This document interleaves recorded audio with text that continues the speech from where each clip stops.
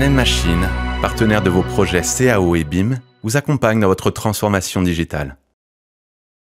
Q8, comment gérer les IFC proxy? Ouais, question très intéressante ici.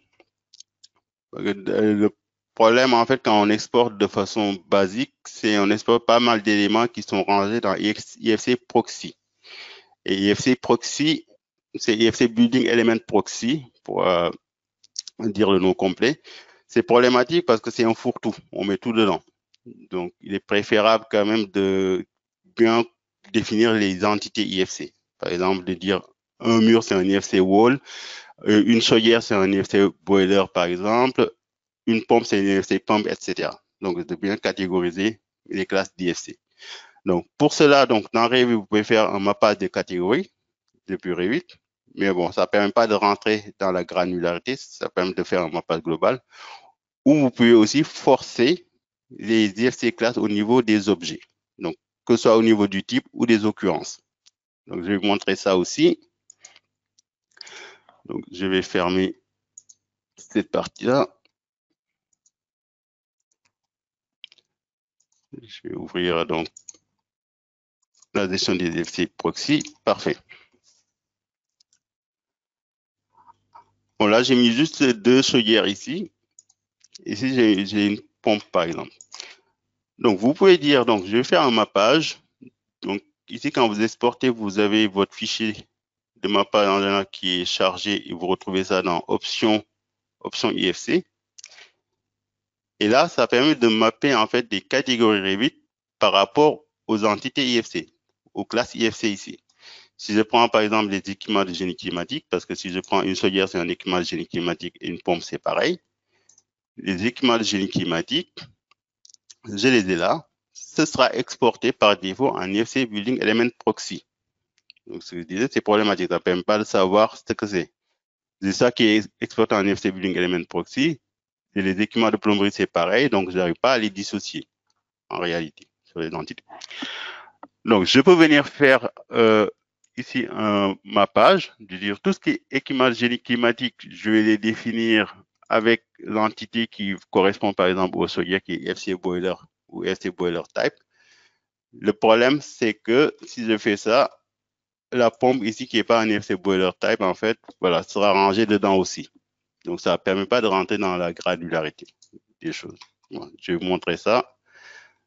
Alors, je vais exporter, définir ici les options. Alors, pour aller vite, donc j'avais préparé un fichier pour ça. Comme ça, ça permet de gagner du temps aussi. Alors là, il ne faut pas se tromper, il faut bien mettre l'entité IFC qui correspond. J'avais noté ça quelque part ici pour pas perdre de temps non plus, aller chercher sur Internet.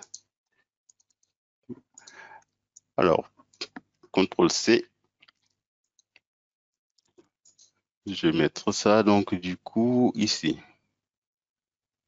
Les équipements de génie climatique. Voilà, parfait.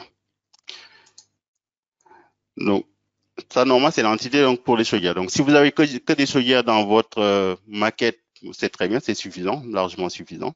Mais à partir du moment où vous avez d'autres entités, voilà, c'est limité. Donc, je vais exporter ça.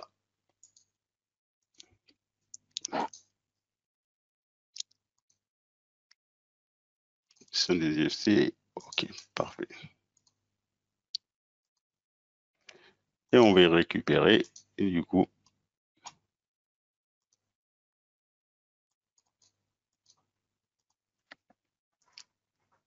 donc voilà, donc j'ai bien mes IFC ici. Donc je regarde, là vous voyez c'est défini donc en IFC Energy Conservation Devices. Donc c'est l'IFC Boiler en fait en réalité qui est converti comme ça en une vision. Et là c'est pareil, donc là c'est plutôt normal. Et sur la pompe aussi ça va être pareil. Donc parce que j'ai fait un mappage global là-dessus. Donc si vous voulez redéfinir la granularité au niveau des objets, ça faut le gérer par type ou par entité. Je m'explique ici. Donc ça veut dire je peux venir sélectionner ces deux éléments-là, lui dire donc ici dans les paramètres donc d'occurrence, je les ai là, ou dans les paramètres de type que je vais avoir ici, l'entité qui va bien. Donc là, je vais le faire par occurrence, par exemple, pour vous montrer. Exporter au format IFC sous.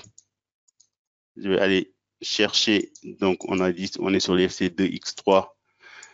On a du boiler ici. Et ce qui est bien maintenant, en fait, chez Autodesk, c'est qu'ils ont rajouté maintenant cette fenêtre-là pour faciliter quand même le renseignement. Donc là, j'ai défini un IFC boiler type.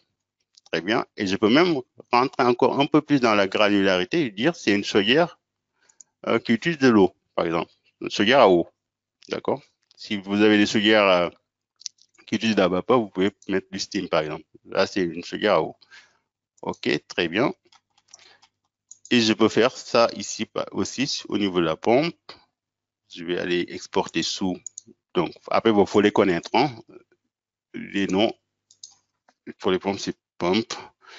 Donc, je prends IFC pompe. Puis, pareil, je peux redéfinir ici le type de pompe que je vais avoir. Mais bon, là, pour l'instant, je le laisse par défaut. Et j'exporte ça directement. Donc, je vais aller chercher ici une version V2.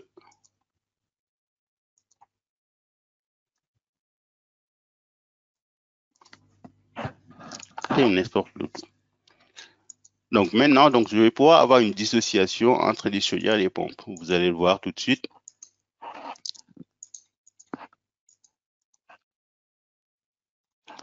Rien que sur la couleur, donc là, on voit que c'est pas du tout la même chose.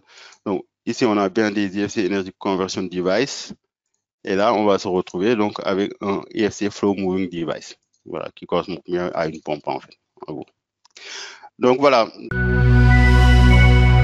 Man & Machine, partenaire de vos projets CAO et BIM, vous accompagne dans votre transformation digitale.